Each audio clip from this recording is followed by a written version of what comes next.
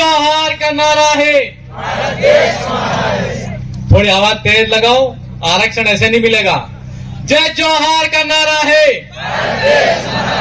जय जोहार का नारा है।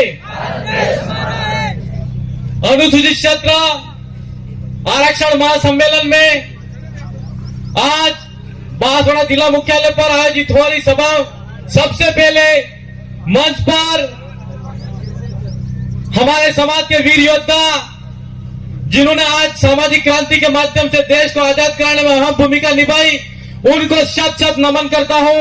और गांव गांव डाणी डाणी से आने वाले मेरे युवा साथी, आप सबको, और डूंगरपुर के आने वाले मेरे युवा भाइयों, श्रीमान राजकुमार जी रोत, हमारे सांसद के प्रत्याशी, आप सभी को मेरा क्रांतिकारी जोहार।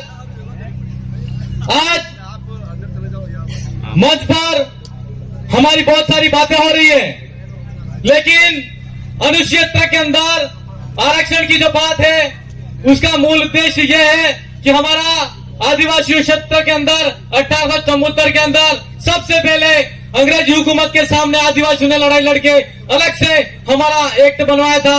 वही कि वही 1919 में आया, वहां पर भी आदिवासियों ने लड़ाई लड़ी। वही कि वही भारत शासन अधिनियम 1935 में आया। इसके बाद में हमारे देश के अंदर जब संविधान बना तो 1950 के अंदर 5वीं अनुसूची और अनुसूचित क्षेत्र को शामिल तो किया गया, लेकिन अनुसूचित क्षेत्र में आदिवासियों के ऊपर 5वीं अनुसूची जो पूर्ण रूप से धरातल पर लागू होनी चाहिए थी, वो नहीं हुई। इसी का कारण आज आदिवासियों को पूर्ण रूप से आरक्षण नहीं मिला है। तो हम इस सभा के माध्यम से 2 बार सरकार के सामने पहले भी हमारे 2018 में राजकुमार जी और राम प्रसाद जी जब विधानसभा में गए थे तो उन्होंने पुरजोर तरीके से आरक्षण की मांग को उठाया था और आदिवासियों की आवाज को और बिल प्रदेश की आवाज को बुलंद किया, लेकिन सरकार ने नहीं सुना।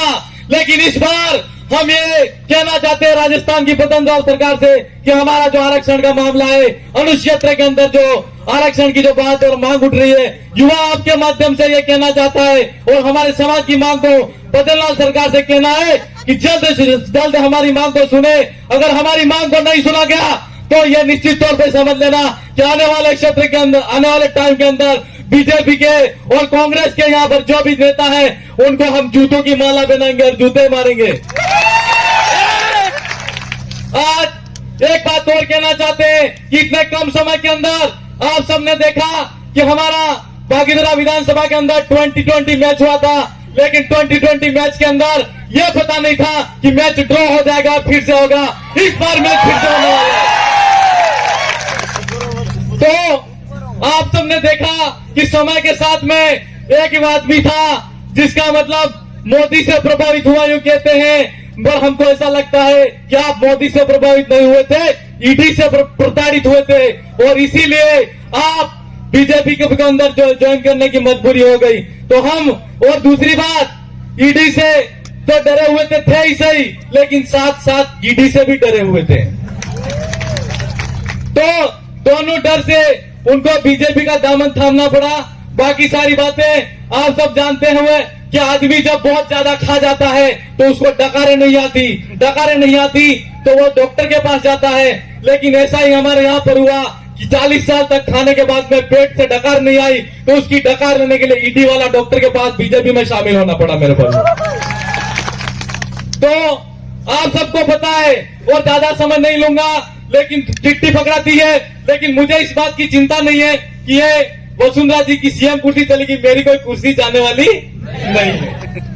आप एक बार एक स्लोगन लगा के इस बात को मैं मेरा स्थान ग्रहण करूंगा कि अब की बार बोलूंगा तो आपको बोलना है राजकुमार, अब की बार राजकुमार, अब की बार राजकुमार। आप सबने सुना और ये मुझे यहाँ पर बोलने का मौका दिया।